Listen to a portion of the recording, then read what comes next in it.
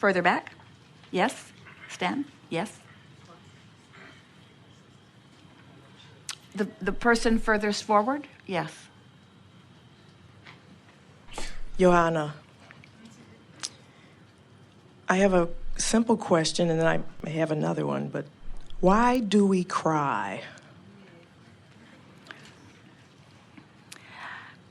Well, let's begin by establishing that all emotion is a relationship thing. It's the vibrational proximity between who you've become and who you're allowing yourself to be. And so let's further say that all energy is in motion. So it's fair to say that a great deal of your time you are on your way into or out of the vortex. Since energy is always in motion. So sometimes when you first get into the vortex, if it has been spinning particularly fast relative to some very meaningful subject, and you are just in the process of getting up to speed with it, you'll have sort of tears of joy as you are welling up with the fullness of who you are. And sometimes when you've recently stepped out of the vortex, you are crying in your discordant realization of not being up to speed with who you really are. So it's like an entrance or exit?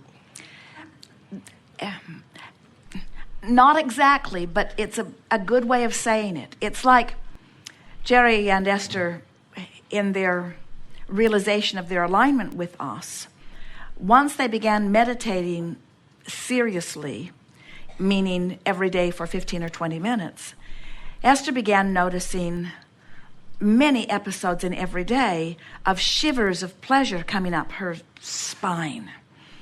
And she associated it with us, but what it really was her focusing upon something that brought her quickly up to speed with who we were. So it was the relationship between where she was and where she is that brought the sensation. And then as we visited with them about it, Jerry said, well, he remembers as a child those other kind of shivers, like creepy ones, where he was worried about something in the bushes or something like that. And we said, it's the same thing. As you said, it's entering or exiting. That's where you're in a higher vibration and you focus upon something that suddenly takes you away from who you are. And so commonly people say, I was overwhelmed with tears of joy. Mm-hmm. And we say, you just weren't accustomed to being up to speed with who you really are. You sort of surprised yourself with your connection. The more you come into alignment, the less tearful you'll be, because the next logic, you just expect to know and you expect things to go well, but you like the drama. You really do. That's why you're in and out and in and out and in and out and in and out and in and out and in and out. And there's nothing wrong with that. There's something sort of exhilarating about being a little hungry. You probably don't remember that. But there is something sort of nice about being a little hungry, because everything's more poignant. Yes.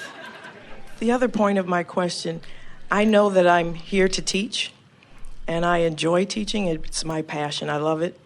And I do that through my poetry. And I wanted to know, how can I best help my family, my friends? I feel that I came into this world as a black female American for a reason. And how should I use that outer peeling? Because that's all it is. It's just the outside of me that people see.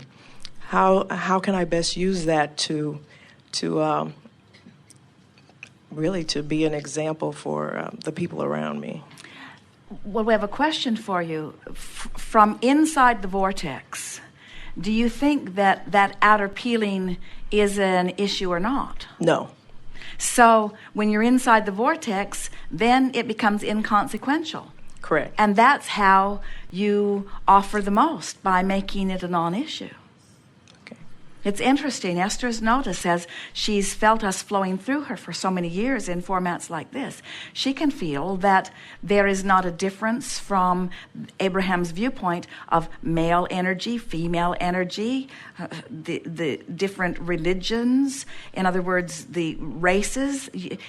When you begin approaching life vibrationally, a lot of the separation and pigeonholing that people have been using as their excuse to evaluate or to like or to choose or to judge or mostly to resist falls away.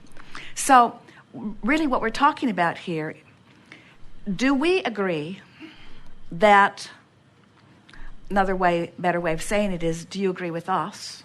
And another way of saying it is, it would be good if you do because we're always right. I was going to say, I'm not going to argue with Abraham.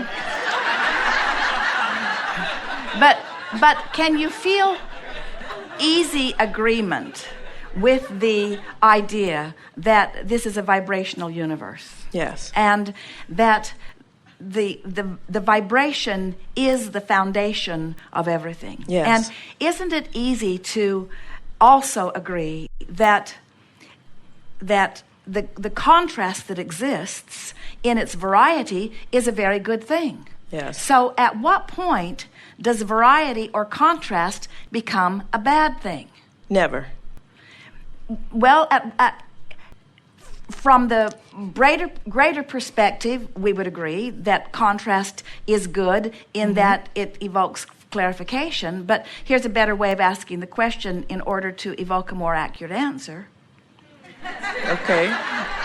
So why do we have the contrast? So how could contrast be utilized in a beneficial way? Yes. And how is contrast utilized in a not beneficial way? And we say it always provides benefit. That's right, because it always puts something in your vibrational reality, into your vortex of creation. But after that rocket has been launched, if you continue to use the contrast and you continue to feel bad as you focus, now contrast isn't serving you because it served you and you didn't take the expansion that it provided you. See, and there are so many people that for generations continue to beat the same negative drums. They continue to find the same things that they push against. And so that's what you're reaching for. You're wanting to build bridges to help people to understand sameness in the sense of sourceness. That's one of the things that I've been realizing, that so many people in my culture are still stuck in the past and stuck there, and I'm wanting us to move forward and get past that. And you're saying take the contrast and run and go forward with it instead of using it as an excuse to stay in the past or where you were. We're saying convince yourself that contrast is good no matter how it feels in the moment. Okay. Because contrast, no matter how it felt in the moment, launched something further. And then we're saying turn your undivided attention as quickly as you can toward what you want. Okay. And of course, we've said this endlessly in so many ways. Focus upon what you want and rather than upon the lack of it, and reach for the thoughts that feel as good as you can find from where you are. Yes. So it's surprising, maybe, but the most effective poetry, the most effective teaching is the least controversial. It's the simplest. Yeah. It's what appeals to the core of the most, you see. Yeah, we never see protesters making that difference that you're wanting to make. Yeah. It's always the soother that makes the difference, because the contrast has caused the asking. And there are so many people on both sides of every issue who have put what they want in the vortex, and surprisingly what they want is the same thing. If they could just get into the vortex, they would find harmony with the enemy that caused them expansion. Such an interesting thing. Most of my poetry is about soothing, and I notice people seem to just start to float, and they go into the vortex as they listen. They start off with resistance, and then they just start to melt down, and then at the end, they have a big smile on their faces. Well, it always feels better to release resistance. Yes, and that's why we cry. Thank you. Yes, indeed. Namaste.